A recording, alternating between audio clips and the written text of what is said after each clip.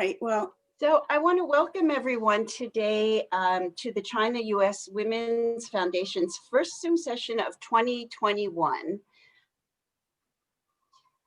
It's great to see many friends and foundation members, and we welcome some new faces to the group.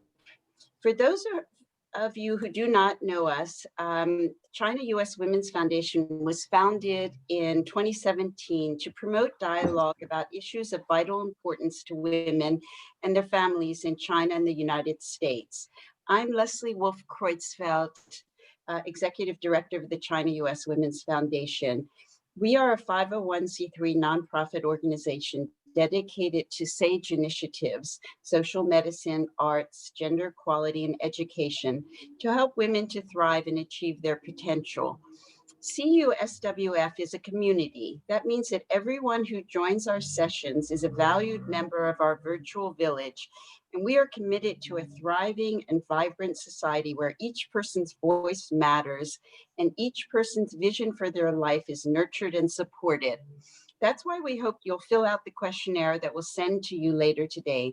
That will help us with our programming priorities in months to come. Today, we're fortunate to have Sandy Srebnick with us to talk about women in the workforce. According to Lancet, the leading international scientific journal, COVID-19 has had a devastating effect on women and girls because of disrupted health services and a surge in gender-based violence.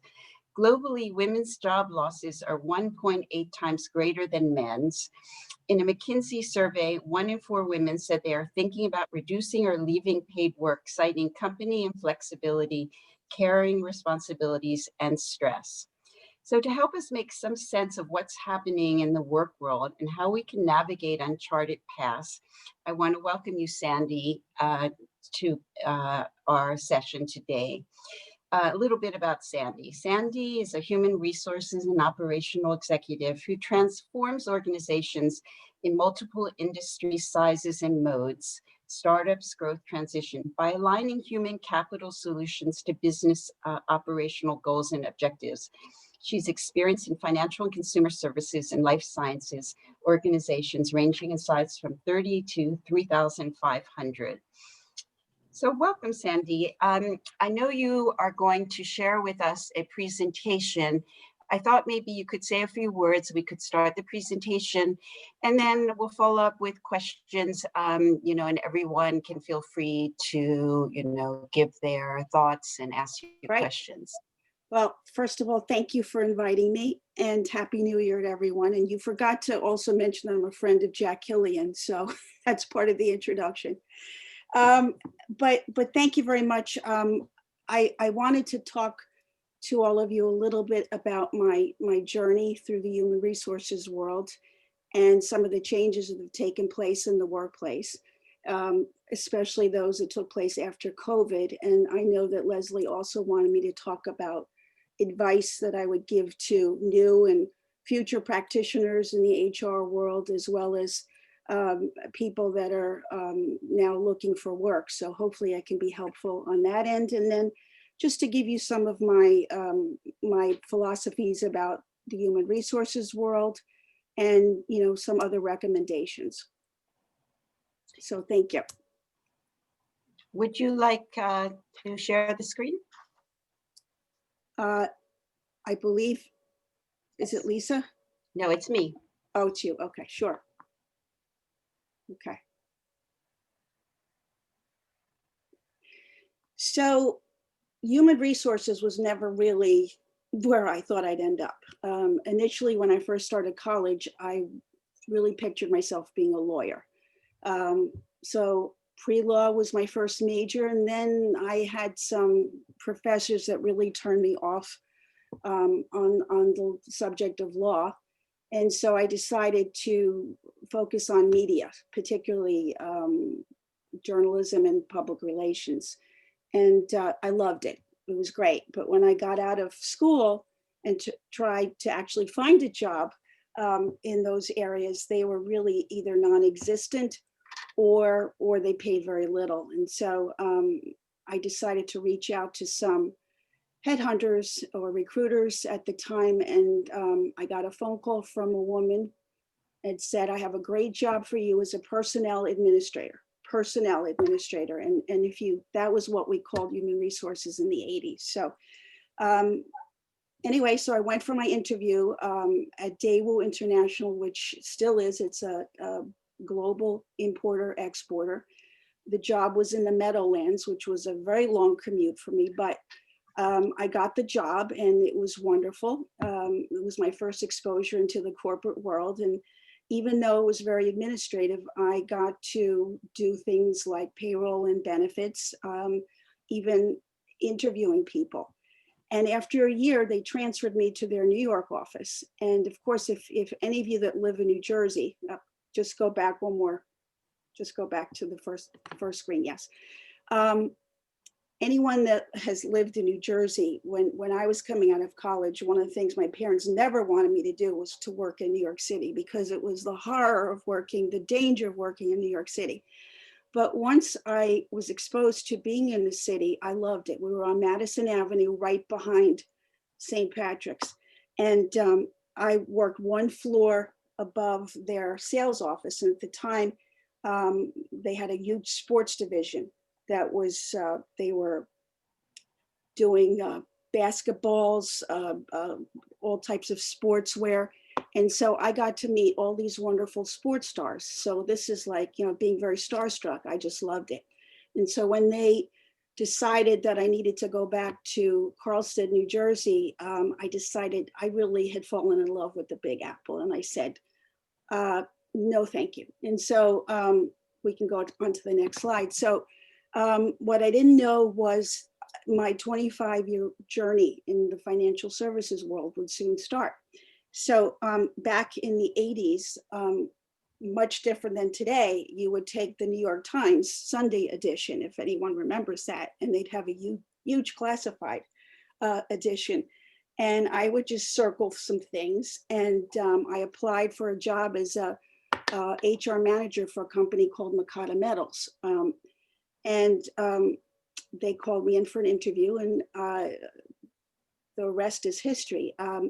Makata Metals was a joint venture with Standard Chartered Bank, and it was owned by a billionaire, Dr. Henry Jarecki. And it was an amazing experience. And they had an HR manager in the position that had left. And so there was 6 months of chaos that they wanted me to clean up.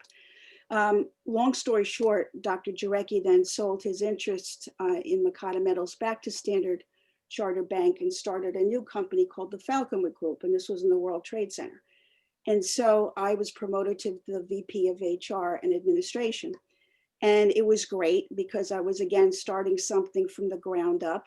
And this was a wonderful environment because Dr. Jarecki, being a billionaire and being very well known in New York City life, we would always have politicians and movie stars, people walking through, you know, our hallways, and again, being very starstruck.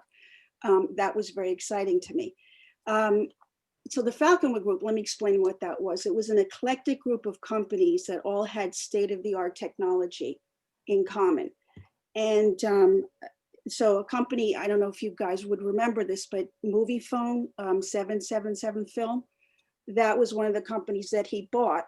And so it was all, again, all these different types of companies, all under the banner of the Falconwood Group. So in about, I think it was 1995, his brokerage division, Brody White, he was selling that to FEMAT and Societe Generale. FEMAT was a small division of Societe Generale, and he was selling Moviefone to AOL.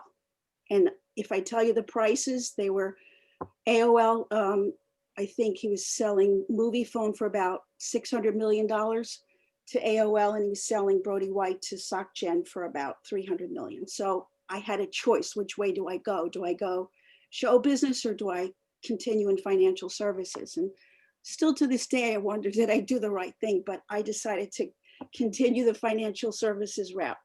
So I was part of the acquisition of Brody White going to FEMAT. And it was very interesting because the management of Brody White became the management of FEMAT, which is usually not the case. And so I got to be the executive vice president of HR.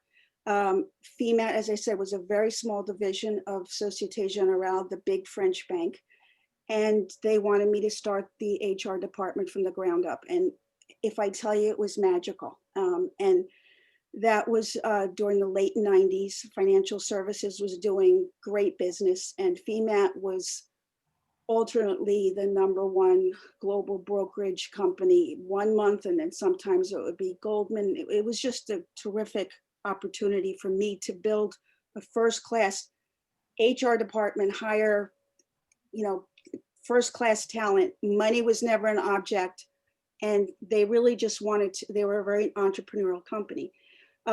As the years went by, obviously they wanted someone to put some structure into the organization, because our traders, for instance, would take their clients on helicopter rides, and there was obviously risk involved. And so they gave me again, first-time position, and in addition to my duties as the head of HR, also chief administrative officer. So to deal with cost control, bringing structure, creating policies and procedures. And I was able to do such wonderful things. And my friend Pam, who's on the call, telecom and market data was one of my first mandates. Right after 9/11, I was asked to chair our first business continuity and disaster recovery committee.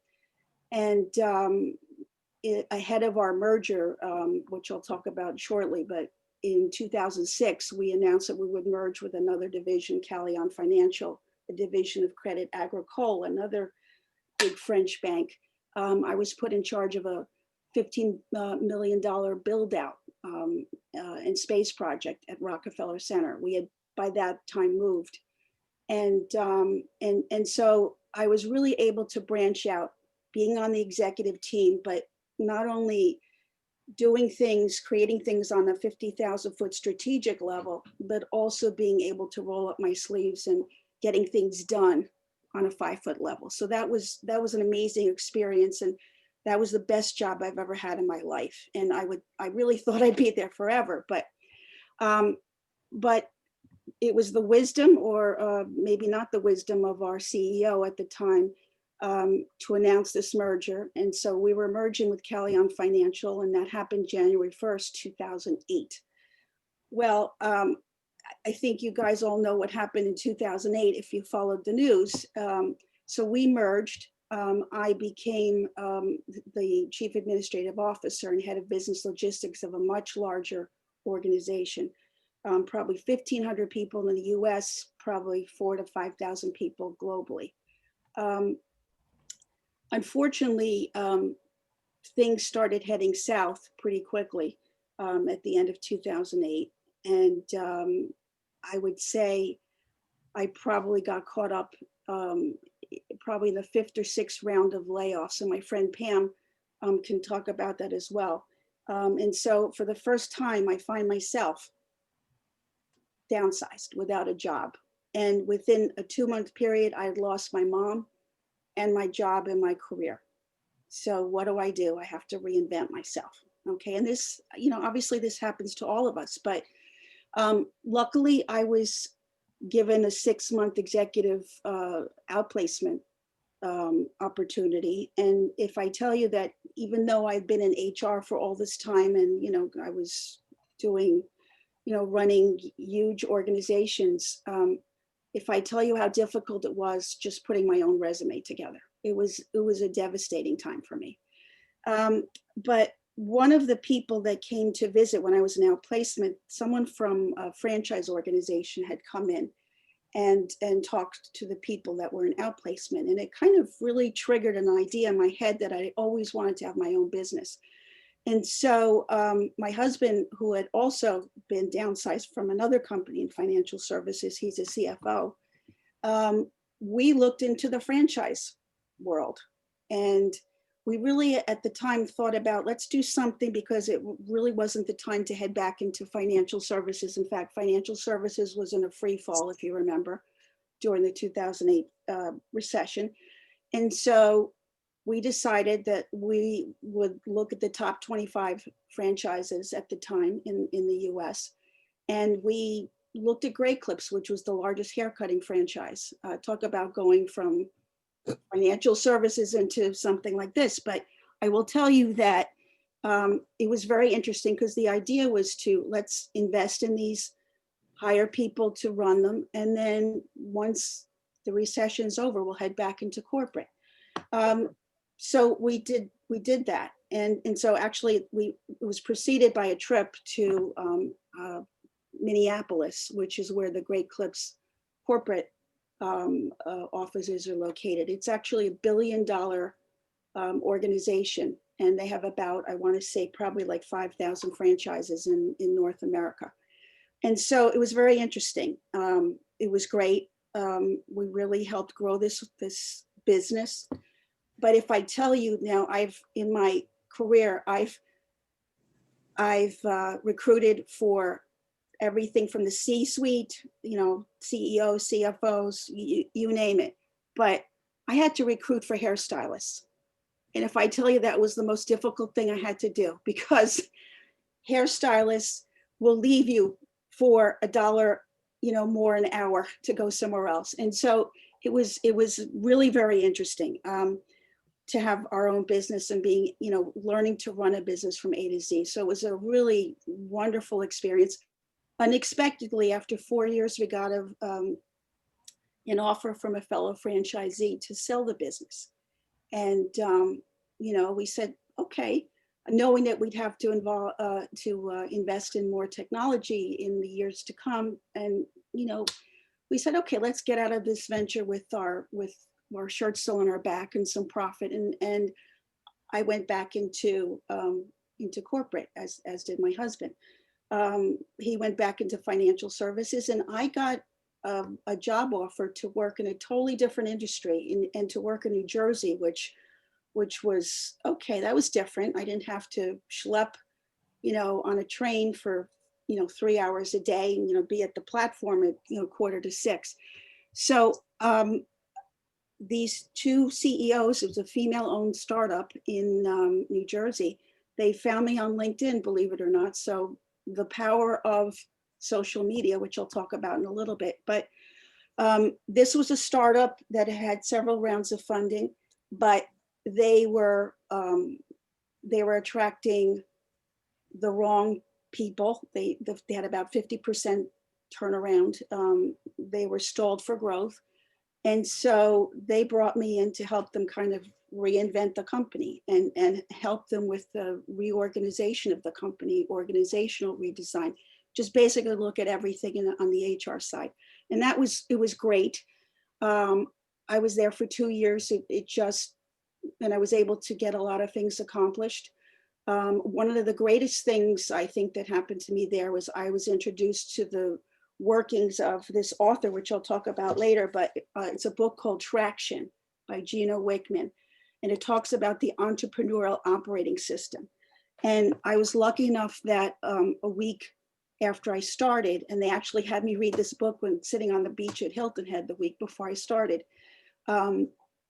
I was part of the executive team that implemented the entrepreneurial operating system. So that's one of the books I'll recommend a little bit later in my presentation, because I think it's a great system that actually works. And I can tell you that firsthand that it does work. So as I mentioned, I was there for 2 years, and it just really wasn't a place that I thought it wasn't the right fit. And so I took off a little time for myself trying to figure out what was my next step. And I had several job opportunities to work in fintech, to work in education. And I decided I really had gotten the taste of being an entrepreneur from working in having my own franchise business. So I decided to try my hand at my own consulting firm. And that's really what I'm doing now, is really focusing on small to mid-sized companies and really helping them to basically whatever HR operational problems that they have, to really look at the big picture, look across the landscape and see what works, what doesn't work, and really help them become competitive and really transform into an employer of choice. And that, I think, today in today's world is really very important. So what makes a good human resources leader? And so I couldn't think of someone better than Doug Conant, who was the former CEO of Campbell Soup. He mentions competence, character, teamwork, high performance orientation, leadership, agility. And you can read all about that, but let me just tell you about Doug Conant. Doug Conant, I read an article about him and it really resonated with him. He was a totally different type of CEO. Not only did he transform Campbell Soup, but he believed in the human touch, and he traveled all around the world visiting the different Campbell offices. But what he would do, he would write personal thank you notes to people. And in this article, it mentioned that, you know, when he would keep traveling around the world, he would visit people. He would just walk into their workspace or their office, and he would still see people. These people would have his thank you notes on their bulletin boards. And so it was really the human touch that he would reach out to people, even though he was this big time executive. And so I just thought that he would be a really good person to tell you what a good human resources leader really embodies. So obviously we know the changes over the last decades have been extreme. Obviously in the 70s and early 90s, our workplaces were less, you know, tech oriented. We used to do things in person, talk to each other in person. That's a novel idea. Talk to each other in person. You know, everything was, you know, paper on paper. We used phones. My daughter would say, what is a phone? But okay. But dress codes and business hours. I mean, if you know, yeah, it was 9 to 5, but if you left at 6, people would look at you very strangely, like, what's wrong with you? Globalization was just beginning. And then in the late 90s, 2000s, obviously technology took over. And so we're talking smartphones, you know, video conferencing, you name it. And so basically all of this technology made it possible for us to work, especially today. Thank God that we started this revolution, because if we didn't, we wouldn't have been as well prepared to handle March of 2020. So basically this technology has allowed us to work anywhere, anytime. Other things have happened, obviously 9/11. We've had pandemics in the past that we've had to prepare for workplace violence. We've had natural disasters like hurricanes. I remember, I think it was Hurricane Bell. I don't remember, but I remember being in the World Trade Center. All of these unforeseen things that happen that really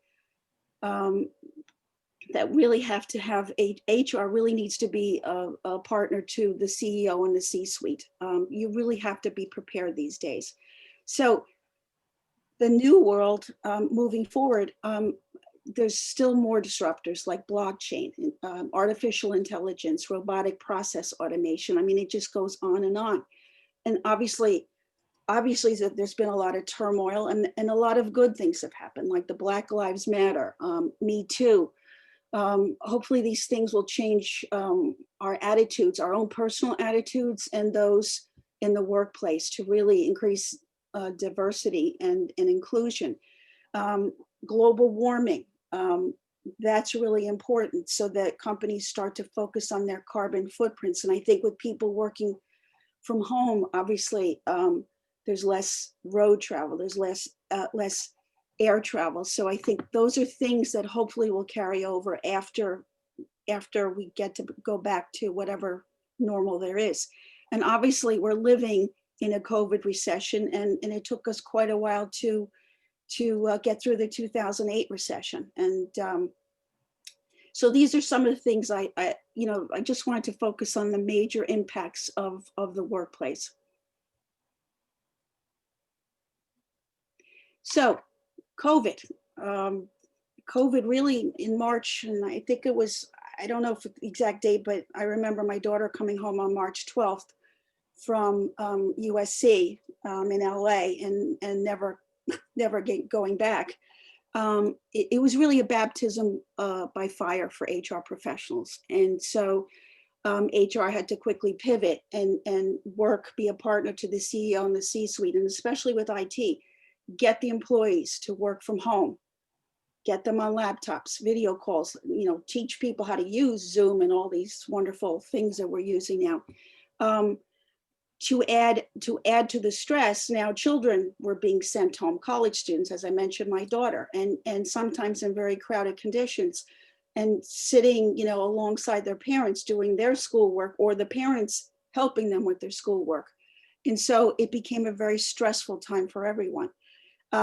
So mental health, and I'll talk about this in one of the next slides, but mental health and well-being has become an important topic.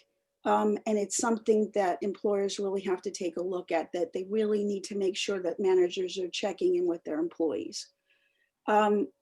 So some employees obviously loved the freedom of working from home. It eliminated, being on trains, driving, doing all these things that, take 2-3 hours of your day, while others felt, oh my God, I've got my kids here, I've got, everything here. I have to do my job. I have to keep the household running.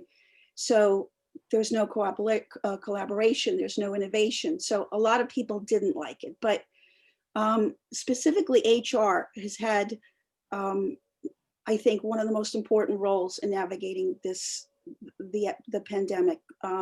So much COVID-19 legislation has come down the pike, navigating the world of testing. And do you as an employer force your employees to have the vaccines? And the answer is yes, you can, but there are exceptions. Just making decisions and making sure that you're on top of everything, all the guidelines that are coming down the pike by the EEOC and the CDC and the ADA. So it's really, it's a minefield, and you really have to stay on top of everything, but it's also a great opportunity if you are in HR, because you will get noticed. And so I think we can move on to the next slide. So the new workplace, HR, it's really given the HR leaders really to be in the forefront and imagining, how do we do our work going forward? So if 2020 was the year of just getting by, I hope that 2021 will be the year of creativity and transparency and collaboration. So I have high hopes that this will be the year. But these are the key areas that I think HR really needs to focus on. And that's communication and listening. Really listen to your employees, survey them, talk to them, make sure that managers are having regular check-ins. I think that's really important. There's lots of fun things that you could do with your employees as well.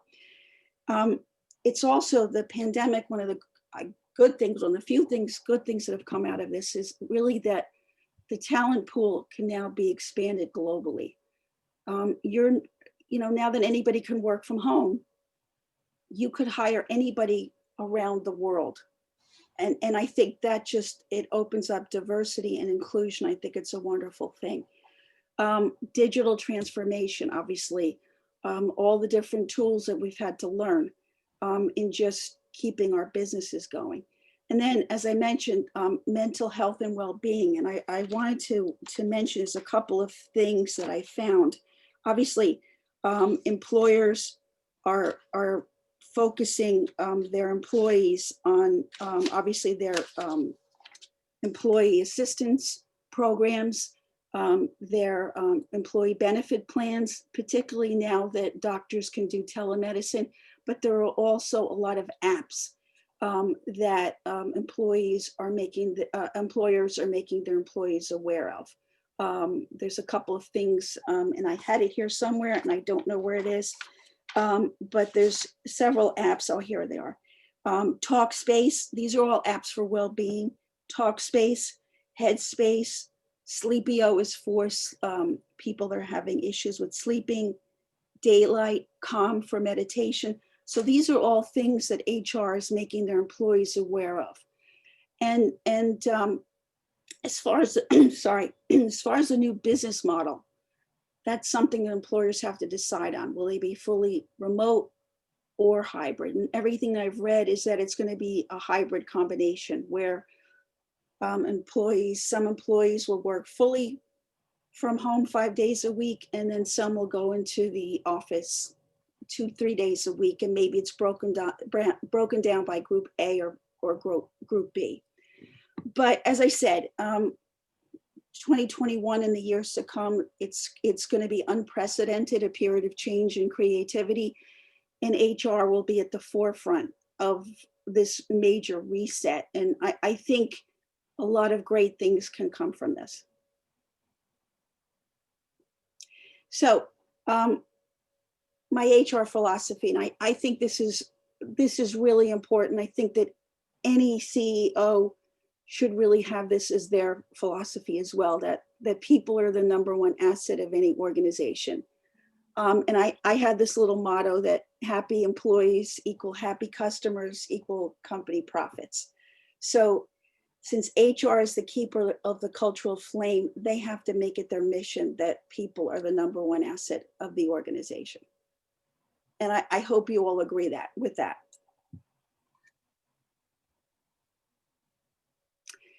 So this is given my many years in the workplace and having been a business owner myself. So my advice to future and current HR professionals or any type of professionals, be a lifelong learner. Read. And I don't mean just read the newspaper. Yes, read the newspaper, but read books about life. Read books about the industry that you're in. Just read. Find a mentor early in your career and then pay it forward. And I've tried to do that. Obviously, stay on top of the tech changes. They're happening constantly. We're in the fourth industrial revolution. Now, this is something that I did not know. I did not network until I was downsized for the first time at the end of 2010. And so I'm going to embarrass my friend Jack Killian. And so I'm saying network. And what does that mean? That means build relationships. That doesn't mean just, and I did it badly in the beginning. I would network breakfast, lunch, and dinner, and there was no strategy to it. But if you read this wonderful book, it's network all the time, everywhere, with everyone or everybody, master your life and career. And this is an autographed copy. My friend Jack Killian, who I'm embarrassing right now, he's written a wonderful book about why you should do it and how it will change your life and the life of your family. And I will tell you, it really works, because I made it my mission in 2020, pardon me. I made it my mission in 2020 to really reconnect with people, witness with Jack and my friend Pam, I don't know who else is on, but to reconnect with people that I haven't spoken to in years and to really make new friends. And it's been really rewarding. And I will tell you that I've met some really wonderful people. And I've introduced people that I've met to other people. So it kind of takes a life on of its own. And Jack can speak to that topic. Join industry organizations. And I have to tell you, I was guilty of never doing that when I was working. And that's really important, because again, just really open up your network as big as you can. Become employee centric, really walk a mile in the shoes of your employees. And that's really important. And one of the biggest lessons I've learned, obviously, is, and especially now during COVID, when people are asked to really do everything at home, and a lot of employees are being asked to do additional duties. You're giving them more responsibilities. Really try to exhibit warmth, humility, and empathy, and try not to be so hard on people. And I think the biggest word I can say is resiliency. Become resilient, because in the HR world, change is the new normal. I mean, it is what it is, because people always expect you to be on top of things. And now, if ever more, it's more important for HR really to be on top of everything that's going on in the organization and to really become employee centric. So Leslie also asked me to, just 1 second. Excuse me. One of the things I wanted to talk about for people that are looking for a job during the pandemic, it's very important that you don't just apply to jobs online, because that should only be 10% of your plan, okay? First of all, I would say it's a full-time job. You should be putting 30 to 40 hours in a week. And now it's a little bit easier because you can network with people because people are at home, and I think they're more willing to talk to you. But let me start with, you need to have marketing tools. So that's a resume, a networking brief. And if anyone wants to talk to me about this, I can give you some advice, after the session. But a networking brief is something, a page that you put together just with your experience, a target list of companies, and what you're really looking to do. And you present that in a networking meeting. You never present your resume in a networking meeting. And the idea is just to network with people so they can introduce you to other people, okay? Obviously have a business card. Once life resumes, you should have a business card, and that's really cheap. You can just go online and get them. I think you can get a box of 500 cards for like $25. As far as social media goes, you need to have a presence on social media, but I'm not talking about Facebook. I don't believe in Facebook, but that's my personal opinion. So I'm only going to talk about LinkedIn. You need to have a strong LinkedIn profile with a professional picture. You can also, there's that blue shaded area behind your picture. Make use of that. That's free. That's a free landscape for you. Put something there. If it's the name of your company, put it there. You should have 500 connections. I don't care if you have 501 or 10,000, but if you have less than 500 connections, future employers would look at you and say you're not media savvy. Okay, so again, invite everyone you know, get recommendations, have people endorse your skills. Those are all things that are very important. And if you have a budget for it, obviously hire a coach to help you with your resume and with your LinkedIn profile. Okay, so target list. Now this is, I think, probably the most important thing. Before you even think about doing any of the things I talked about, put together a list of the industries and the companies you're interested in working for. And those lists, you can be aided by, there's a lot of lists like best places to work, most admired, fastest growing. And I know that Forbes, Cranes puts out those lists. So you could look at those, or you could just Google. You can do a lot of research on the internet. And then think about, what are you really interested in? What are you really good at? What skill set would companies really hire you for? And when you put all those things together, that's your target list of companies that you should be looking at. And then take a look at LinkedIn. See if you know any people, or are there family, friends, people that you know that could introduce you to people there, and ask for a networking interview. Obviously, if there's a job there, same thing. See if you can, never go through HR, by the way. Okay, that's just a little, and I could say that because I'm HR, but try to always pass HR. Try to go directly to the hiring manager. And then, as I mentioned, network, but do it strategically. Try to meet 5 to 10 people a week. And again, I would suggest you buy Jack's book. Okay, and I'm getting a royalty for this.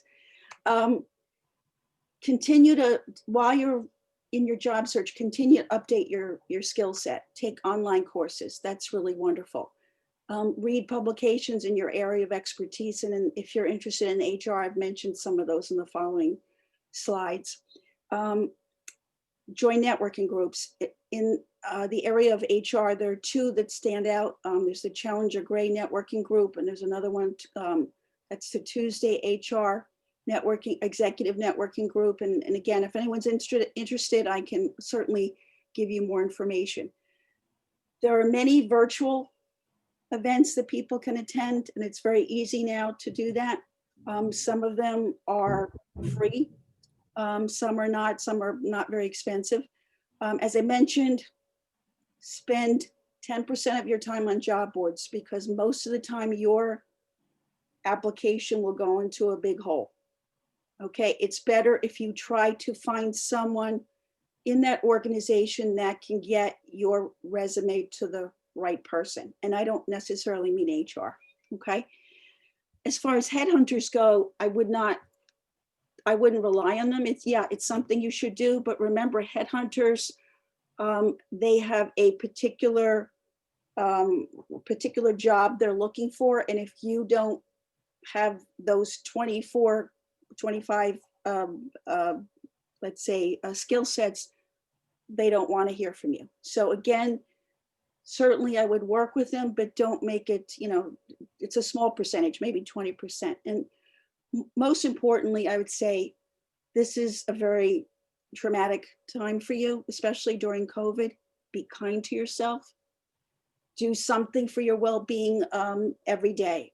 Exercise, mindfulness, meditation.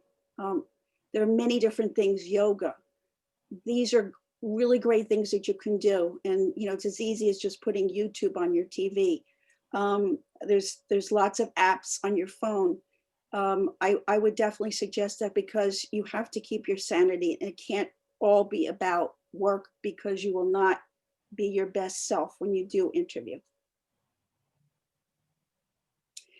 So I've just listed a couple of recommended sources for job seekers. I'm not going to mention all of them. Just a few that really, obviously Indeed and Simply Hire their aggregators, but the Suite, I will tell you a little bit about the Suite. And the Suite is a startup. It's a career management platform started by two of my friends. It's for people, VPs and above. And it's a wonderful new company that I would suggest you take a look at. There are other companies that really focus on startups like Built in New York City, Venture Loop, Angel List. Exec Thread has all, I would say they run the level of director and above. There is a fee to that. It's not expensive, but definitely take a look at that. And then Eisner Amper, and it's free to join. They put a list out every month, friends of the firm. And it's not just financial jobs, it's also HR jobs. So if you're looking in the financial area, that would be one of the sites that you should focus on. Research tools, this is pretty obvious before you do an interview. Obviously take a look at this, but when you're doing your target list, obviously you could take a look at this as well. And Reference USA database was something that was just brought to my attention, so take a look at that. Out of the people that give advice, I would say Hannah Morgan.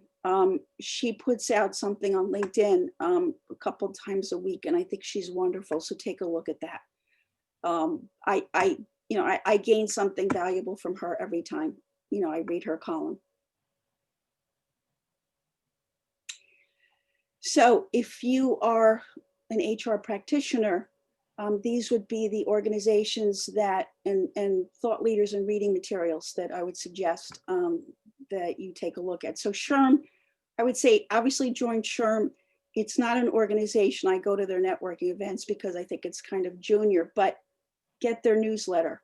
Definitely join SHRM, and you can sign up for their daily newsletter because you need to know what's going on, because the HR world, which is the legal world, which is the COVID world, which is the risk world, changes every day. And then if you really want to join an organization, and it's exactly what it sounds like, New York HR People and Strategy. They are the 50,000 foot level organization that really, if you're a senior person in HR, that's the organization you want to join. As far as thought leaders, my two favorites are Josh Bersin and Laszlo Block. Laszlo Block has one of the books that I'm going to recommend in one of the next slides. And I have to tell you, the Harvard Business Review is one of my favorite magazines to read. It's I get the daily newsletter, and it's money well worth spent. So books. So again, my friend Jack Killian, I forgot to put it on the list, okay, but I have given him quality time in his book. But Traction, as I mentioned, Traction is a book by Gino Wickman, and it talks about the entrepreneurial operating system and how it doesn't have to be an entrepreneur. Pardon me, I'm starting to lose my voice. Any CEO or anybody that wants to know how to run their company better, read the book. It's amazing, and it talks about how you look at the big picture. You bring structure into your organization. You bring in open communication. You hold your people, your employees, and yourself accountable. And I think it's really important. And then Gino wrote a book, a follow-up called Rocket Fuel, which is great as well, expanding on the entrepreneurial operating system. Work Rules by Laszlo Block, wonderful book. And then these books, The 5 Dysfunctions of a Team, Patrick Lencioni, he writes these wonderful books, but he writes it in the form of a story. And they're very easy to read. You could read it in like a day, but in fact, his new book is Death by Meeting. And that really talks about how most of the CEOs, most of the C-suite do not know how to conduct a meeting. And really, I think it's a great book. I would recommend it. Good to Great, another great book, and Super Bosses by Sidney Finkelstein. So these are just some of the books, that I would hardly recommend that I've all read. So I'm losing my voice, but thank you very much. I hope you have some questions. So I just want to thank you so much. It's, a great way to I'm start definitely the losing new my voice. year, to kind of get an overview. And I think first you do your research, and then, as you say, you engage in a conversation with the right people. And from what I've seen, really, people are hungry to have conversations these days. They're isolated no matter how busy they are. So, just like we are together, and sharing ideas, I think don't hesitate to reach out to people you want to have a conversation with and just send them an email. Most of them will respond and be grateful. Absolutely, absolutely. Any questions, comments, thoughts among our group today? Yeah, I thought Sandy did a fantastic job. Oh, thank you, Really, sir. You made me nervous being there. no, I think you are really, really great. You've really thought conceptually about what's going on. Yes. I think you should be thinking about how do you really impact the whole HR profession? Because my experience is the average HR person is not thinking the way you are, and they probably don't have the right resources to turn to change how they approach their responsibilities. Well, I am humbled by what you just said, because I really truly admire you, and I'm very happy to call you a friend. But I will tell you that I've been lucky in my career of being able to expand into other areas besides human resources. Obviously, when I was CAO at FEMAT and at New Edge, when I had my own business, and now when I have my own consulting business, and you learn. And I think that's really important. And this is how I position myself in the marketplace, that I'm more than just HR. I have a very diversified HR and operational background that really helps companies define how they can do things better and how they can attract the right talent. And I think it's very important that HR people today understand the business. And in fact, when I first started in human resources, again called personnel, that really wasn't the case. You weren't given a seat at the table. And I was very lucky once I did get into financial services that I did have a seat at the executive table. So I understood what the goals and the mission of the company were. And then I was able to align what I was doing either on the HR side or on the chief administrative officer side. I could align that with the goals of the company, but I was very lucky. And then being downsized, I had to reinvent myself. Okay, that was, I will tell you, it was the total shock to my system. And if Pam is still on, she can tell you because she was there. Pam worked for me at New Edge and was wonderful and still is wonderful. But we all go through setbacks. And I think the setback of being downsized taught me that I really need to do things like really network, really make sure that I'm reading up on everything, all the outside influences that can affect a company, not just doing a SWOT analysis, but a pestle analysis. So looking at the political influences, social, technology, obviously, political. Those are all the things you have to look at the big picture. And that's really what I wish more HR people would do, not just look at, the small world of HR, look at everything around you. Hopefully I answered that question for you. Yeah, but I agree with you. Your emphasis is on what a leadership role the HR person can play. So I think there's a lot of work to be done in that space that you're uniquely qualified to do. Well, thank you, from your lips to wherever. Right. Any other questions? When you were talking about starting like the franchising part, Yes. and you were the hairdressing, you didn't have a background in hairdressing, correct? Right. That's what I'm saying. Like Does most this look people, like- right. No. Yeah. In fact, I knew, no. In fact, people have asked me that. No, my background was strictly corporate. And my husband's is a CFO. And so, no, what we did was, again, we looked, what can we do in a very difficult financial world or recession? What can we do? Let's combine our skill set and our resources, and let's look at the top 25 franchises at the time. And so obviously I didn't want to do a McDonald's or I guess number 2 is Dunkin' Donuts. I wanted to do something that was recession proof, that you couldn't do online, and you can't cut unless someone's discovered it, you can't cut your hair online. So, and again, our goal was just get the businesses started, hire management, which we did. We were there maybe 2-3 times a week, and we had multiple locations. And the idea was just to keep buying them, and then go back. And then it was just kind of by fluke that we got an offer that was too good to pass up. And I will tell you, the franchising business is very difficult. It's 11% right off the top that goes to corporate. And so the way you make money in a franchising business is volume. Just you keep buying more and more. And I'm not just talking about volume in getting a lot of people to get their hair cut, but it was a great experience because, again, it helped me come up with a very well-rounded, background.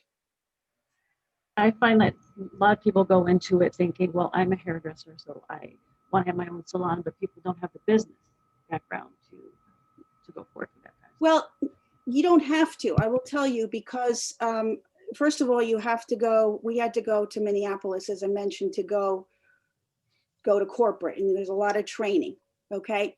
But one of the problems I had with hiring people was that in a franchise, you have to do everything the same, whether you walk into the franchise in New Jersey or in California or in Canada. So your experience, the employee or the customer experience has to be the same. So we didn't do hair coloring, okay? We didn't do a lot of things, but they had state-of-the-art technology, which is what the selling point was.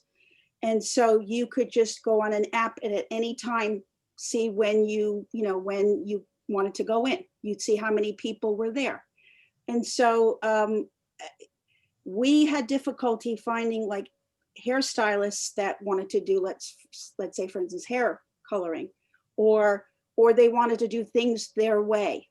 In a franchise, you have to do everything exactly the same. It's everything that you do has to be the same, okay? From cutting to talking to your customer to selling product, it's got to be the same. And so again, we found wonderful hairstylists, but they were so resistant to change, we couldn't hire them. You would have to know the people that you're hiring, that kind of culture. Exactly. But Right. again, so we were most successful hiring young stylists they were very hip to, trying this new way of doing things. Okay, thank you. You were also stating about small companies having to, like, they're going to be more environmentally open. Do you feel that that's expensive for them to start? I think every company has to start somewhere. Right. True. Even if it's something just like you're recycling your coffee cups or whatever it is, I think that's really important. And you start small and everything adds up. And again, I think it's just, I read something just a few months ago that with people not on the road and people not traveling as much, that, our environment, the air was clearer, so I think hopefully some good things, obviously lives have been lost. People have, especially being in the New York area, we know what that was like. And so I'm hoping that a lot of good things can come out of this, hopefully for our environment, hopefully for collaboration and creativity. And I'm very hopeful because, there's just so much bad news out there right now.